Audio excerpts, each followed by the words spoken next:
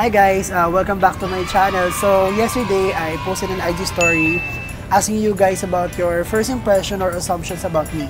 So today malalaman nyo kung totoo ba sila or hindi. So ayan, ito yung una. Kala ko prof. So ayan, yung nagtanong nito kasi, nung kasing first semester, di ba yung mga freshmen ngayong college, isa kasi ako dun sa mga student leaders na naging ushers ng mga freshmen. So, kami yung nagsama-sama sa mga classrooms, nag-tour sa kanila sa school, and nag-facilitate ng mga games. So, ayun, kaya siguro akala nila, prof ako. Pero yun. Nope. Hindi. Okay, yung pangalawa, snub. Okay. Doon naman sa snub part, hindi kasi talaga ako magaling makipag-usap sa ibang tao. Like, pag unang beses kita makilala or if online lang tayo magkakilala, hindi ko talaga kayo makakausap ng ganun ka-G. Kasi hindi talaga ako magaling makipag-usap ganun, sa iba. Lalo na pag hindi pa ako comfortable. So, if you guys think that I'm a snob, most probably it's just because I'm too shy to talk to you guys. Yan. Cool type of big brother. I'm not sure about sa cool kasi diba, ano ba talagang definition ng cool? Pero, siguro sa mga kapatid ko, kasi yung mga kapatid ko mas bata eh. Si Summer, si Mark, tsaka si Jam. Lahat sila, yung si Summer 10, si Mark 9, si Jam 7. So, yun nga, sobrang bata nila. So, they really look up to me and lagi lang kami naglalaro. Hindi naman kami yung mga nag-aaway-aaway na magkakapatid talaga. Ayan. Masaya kasama at mabait.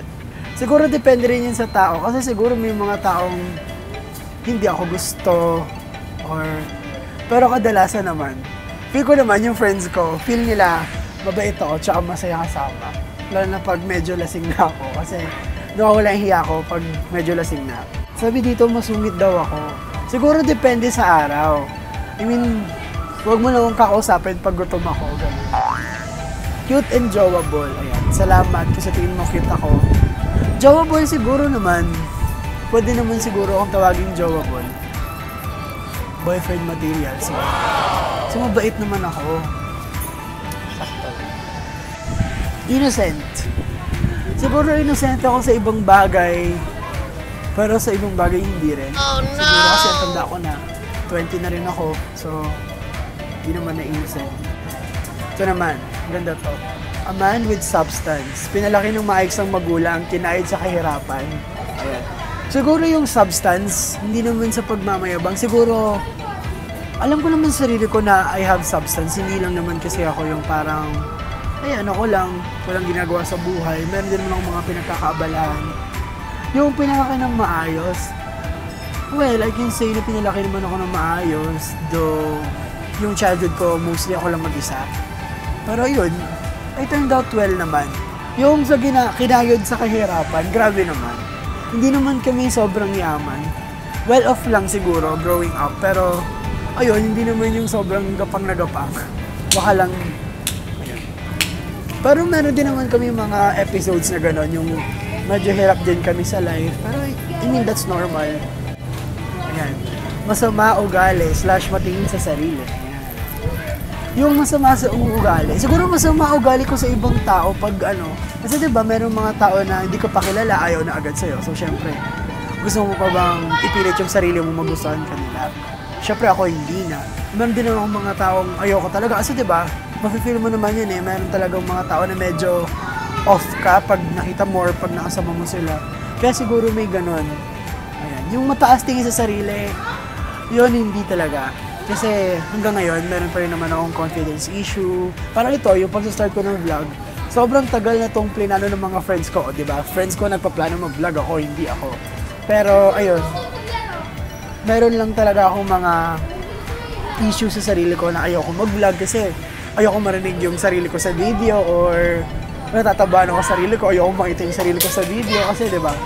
It's a video, di mo pwedeng i-edit yung masyado. Ay guess siguro pwede kung magaling ka na mag-edit pero kasi ako, di naman. Ayan. You have good-looking eyebrows, kaya nag-assume ako na mabait ka. Ayan. Salamat kasi nagandahan ka sa kilay ko. Pero doon sa mga batang nanonood, just because maganda yung kilay, it doesn't mean na mabait, ha? So baka magtiwala kayo sa mga magaganda yung kilay, okay? Yan, mukhang konyo magsalita na sobrang arte, like parang ano, haha, pero sa vlog mo, di naman. Ayun, actually, it's not like, yeah, joke lang. Ay, ewan ko, hindi kasi talaga kami pinalaking gano'n ng parents ko. Yung friends ko, hindi rin naman konyo. Though, meron naman mga taong konyo sa paligid ko, pero hindi ko naman na-feel yung need na gumaya sa kanila, like right? Diba? I mean, siguro may tendency maging ganun minsan, pero not necessarily ganun ako magsalita. Ayan, 3M. Matalino, mabait, at malaki ang puso. Salamat naman. So matalino, siguro hindi ko sure kung matalino ako. Siguro in some aspects, pero not in everything matalino. Siyempre meron pa rin mga bagay na hindi ko alam. Meron pa rin mga bagay na dapat ko matutunan. Kasi siyempre, just because meron ka ng mga alam, it doesn't mean na you know everything naman, diba? And pag sa tingin mo, marami ka ng alam, meron pa rin mga bagong informations na dumarating. So, kailangan mo pa rin mag-cope up. Ayan. Yung sa mabait, ayun, sabi ko kanina, siguro depende sa tao, depende sa sitwasyon. Yung malaki yung puso, lastly, guys, so it's mga first impression ko is fake daw yung eyebrows ko. So, guys, my eyebrows are not fake. Sobrang totoo, okay? So, yun. So, that's the end of it. So, if you guys would like to subscribe and share my videos, please do, and follow me on Instagram and on Twitter. My Instagram handle is down here, and please follow me. So, ayun. Bye-bye. Do this for the jungle. Subscribe. Don't kill any animals or else I'll kill you. Yeah.